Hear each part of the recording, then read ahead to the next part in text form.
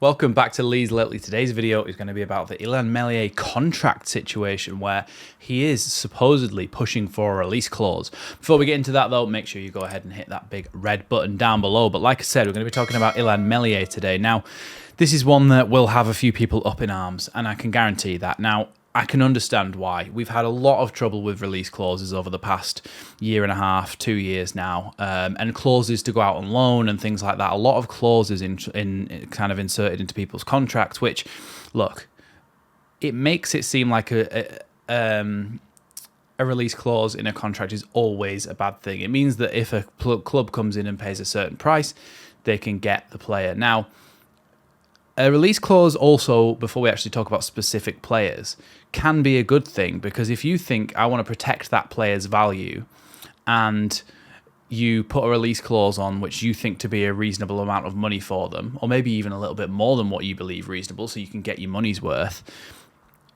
that means that you can say no to a club until they pay the release clause. So you end up guaranteeing yourself a certain amount of money for them unless somebody's contract just completely runs down.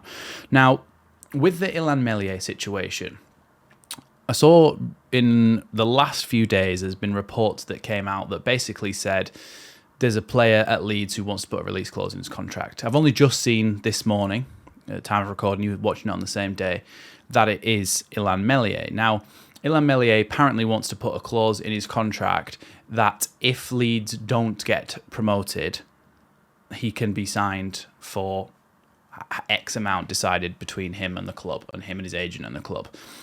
I don't think that's entirely unreasonable. Look, you've seen that this is just the way football works. If a team doesn't get promoted to the Premier League, but a player is, they believe, or the agent believes, doesn't matter if you believe he's Premier League standard or that he's the standard of any of the other kind of top 5 leagues, because he could go back to France or somewhere like that. It doesn't matter if you believe that. If the player and the agent and other clubs rate them as a first tier player, they are going to get a move. If your club doesn't get promoted from the Championship, this is just what happens. Now, we've kept hold of a few players that you would say potentially could play lower level Premier League, mid-table, other of the top 5 leagues. We've managed to keep hold of them, and so they'll be disappointed if we don't go up again and they don't get a move to a Premier League club. Illan Meslier is trying to secure his future here. Now, obviously, it comes with a pinch of salt because these players are on millions of pounds a year. So, obviously, it's not going to bankrupt him if he doesn't get his move. But it is just in the interest of the player and the agent to make more money and to go to at the highest level possible. And to stay there for as long as possible. Now, Illan Meslier has been a great servant to Leeds. He came in for not very much money. I think he served us well.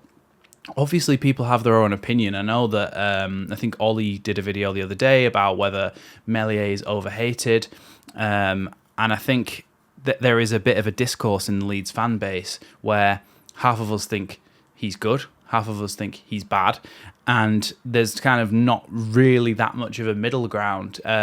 I'm on the side that I think he's a good goalkeeper, and I think he's got bags of potential. He's so young, and he's got so much time to become a really good goalkeeper.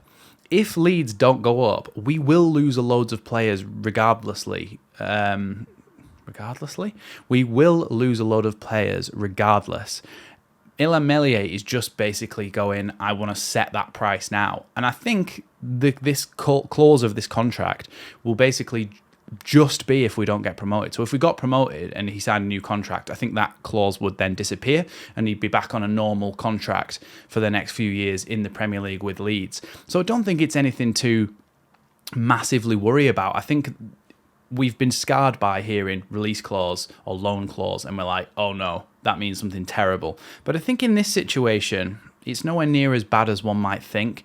When you actually look at the way that this would be structured, it's not that bad. If Leeds gets promoted to the Premier League, and we're all kind of expecting that we might do it this season, we won't have to worry about this regardless. It's if we don't go up. And if we don't go up, we're going to lose a lot of players anyway. So it's not the end of the world, I don't think, this situation. Now, like I said, as it comes to the actual player, a lot of people are saying, well, good, get rid of him anyway. But you're not going to find many goalkeepers who are above the level of Illan Meslier in the Championship.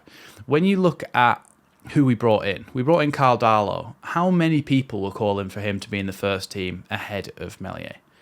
A lot of people, let's put it that way. A lot of Leeds fans were saying, bring in Carl Darlow, put him in ahead of Meslier. Carl Darlow's got nowhere near that level. He's got nowhere near the level of overtaking Meslier as the first team goalkeeper. He just hasn't. And he's played a couple of friendlies. We saw Christopher Clarkson, a few shouts for him as well to come in and play after he had a good game against Wolves. That time Meslier gets sent off. Nobody at the club, goalkeeper-wise, has been able to take Meslier off his perch for any period of time other than through injury. So Meslier obviously is doing something right. Daniel Farke must like the way he plays out from the back, the way he looks up and sees his options. He's got decent passing range. I think from distance, his shot stopping is quite good. A lot of people don't disagree with me on that. I think he's long, he's large, he can spread himself, he can get across the goal quite quickly. His one-on-ones is probably his best attribute because he is so big and he can spread himself so wide. But I think also the kind of whole goalkeeper role is a bit misunderstood, and certainly I would have fallen into that category as well. But I've listened to and watched a lot of Ben Foster's content, and the Cycling GK, and the podcast, the Fozcast, and all that sort of thing. And he often talks about kind of misconceptions about goalkeepers and goalkeeper play, and one of the big ones is getting beat at your near post. And he always says, look, it doesn't really matter if it's your near post or your far post. If somebody smashes the ball over the top of you, it's just as difficult to save whether they go to your far post or your near post. It's like a complete myth, he says.